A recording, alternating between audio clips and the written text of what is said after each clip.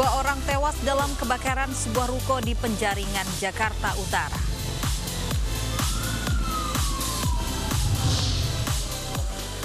Seorang pekerja tewas tersengat listrik saat mengganti baterai tower seluler.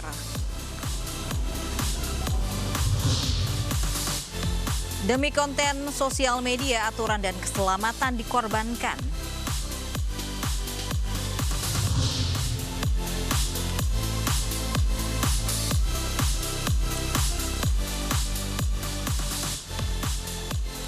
Peristiwa di luar nalar terjadi di Tasikmalaya, Jawa Barat. Seorang ibu melahirkan tanpa merasakan hamil 9 bulan.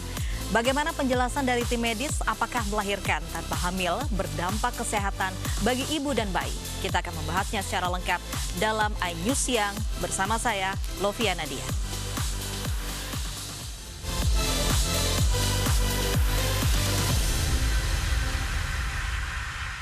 Pemirsa, kecelakaan di jalur Pantura Tuban Gresik kembali memakan korban jiwa. Gagal menyalip truk kontainer, 2 motor bertabrakan. Akibatnya 2 orang meninggal dunia.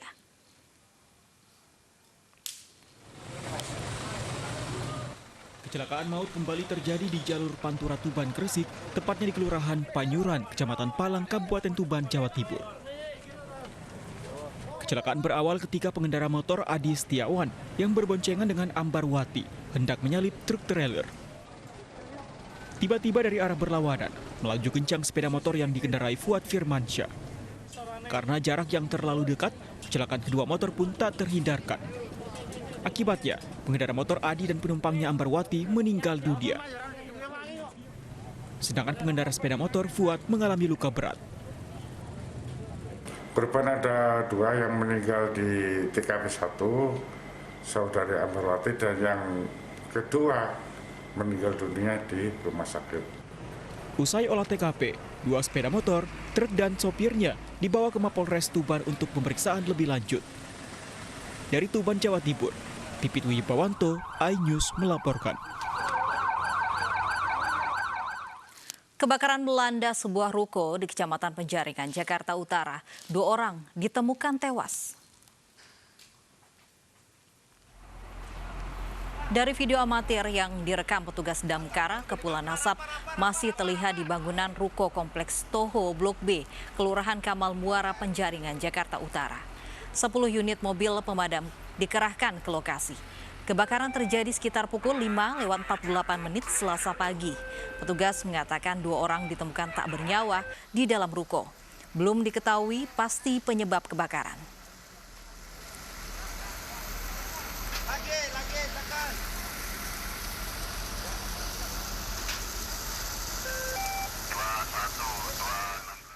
Dan sudah ada Revika Sibarani langsung di ruko di Kecamatan Penjaringan, Jakarta Utara. Revika, bagaimana situasi terkini di lokasi saat ini? 3, 2, yuk.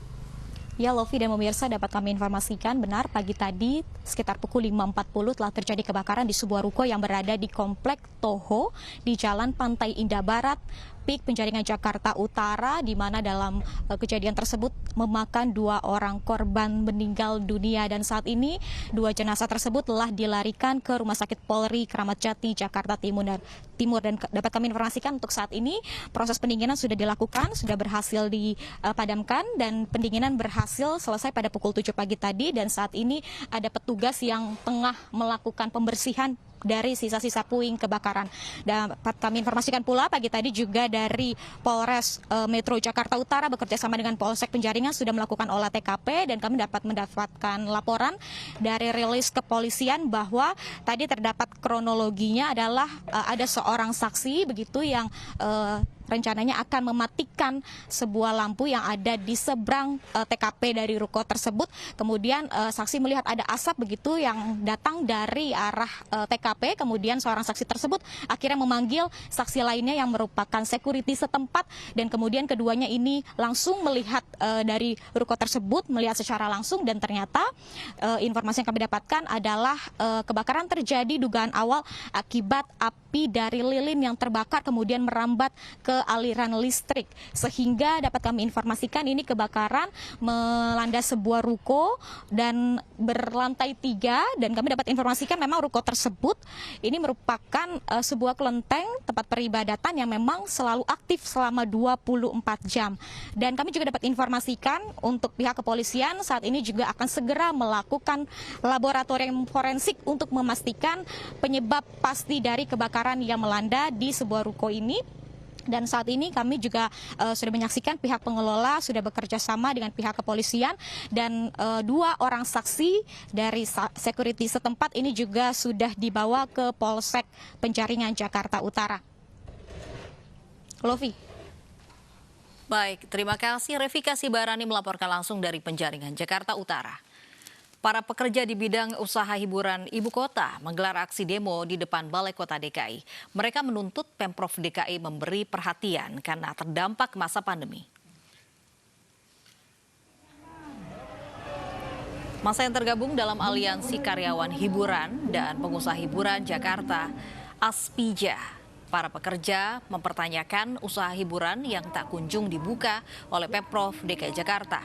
Mereka meminta perhatian Pemprov karena terdampak pembatasan sosial berskala besar yang diterapkan selama masa pandemi COVID-19. Mereka berjanji jika usaha hiburan kembali dibuka, para pekerja akan menerapkan protokol kesehatan yang diwajibkan.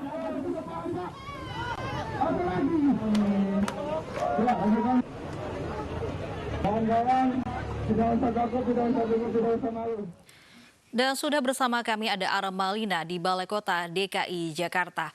Armalina, apa saja tuntutan Aliansi Karyawan Hiburan dan Pengusaha Hiburan di Jakarta?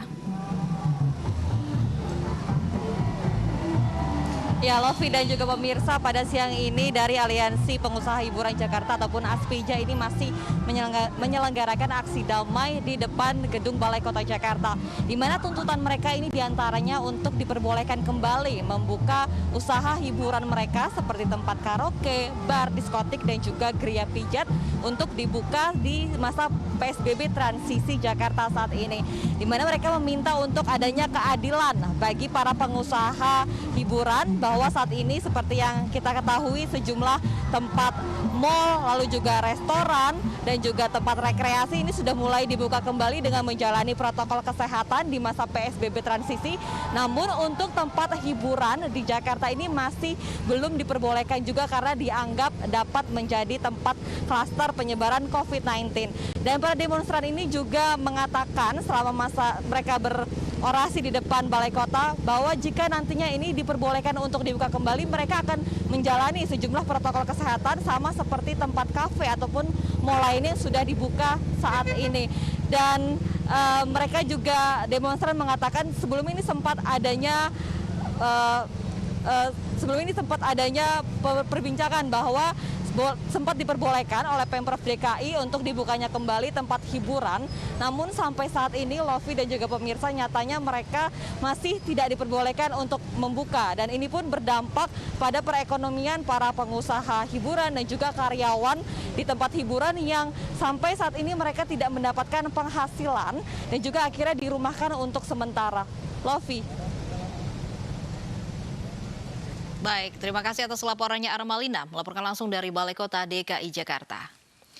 Pemirsa, 17 orang ditangkap dalam kasus penganiayaan 2 anggota kepolisian di salah satu tempat hiburan malam di Medan, Sumatera Utara. Salah satunya oknum anggota DPRD Sumatera Utara berinisial KS.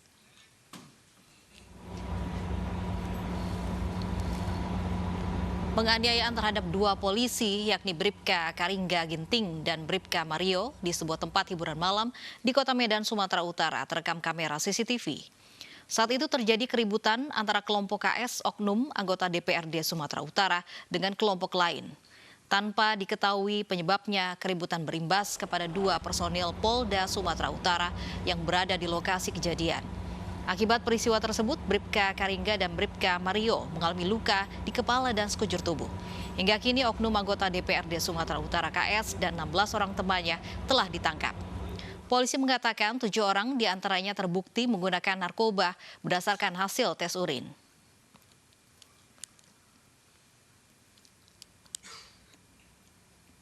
Yang masih ada 17 orang yang sudah diamankan, Dari 17 orang tersebut, 7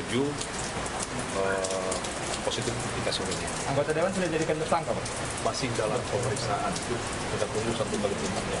Pak, yang positif narkoba itu termasuk anggota Dewan, Pak? Nah, itu saya belum tahu. Dari 17 tersebut, 7 positif.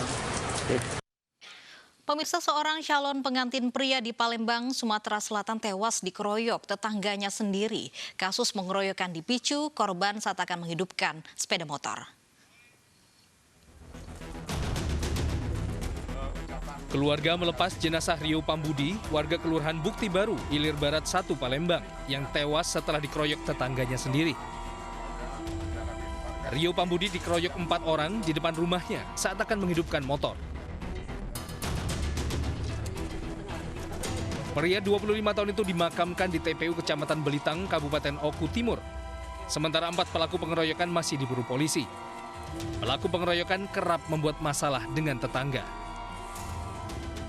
Pas aku keluar rumah tuh lah ribut di sini, lah ribut. Nah pas kebetulan yang korban tadi ada di samping rumah Pak Ali ini tadi, lah berdarah kan. Oh lagi usaha. Nah, jadi langsung aku langsung kami bawa ke rumah sakit. Nah jadi mungkin pas keluar dari ronsen itu lah ada ini lagi. Dengan yang ini kan memang sudah beberapa kali saya mendamaikan ya dengan pelaku, dengan orang tua pelaku. Bukan dengan yang ini, baru tahu sekali ini dengan yang lain.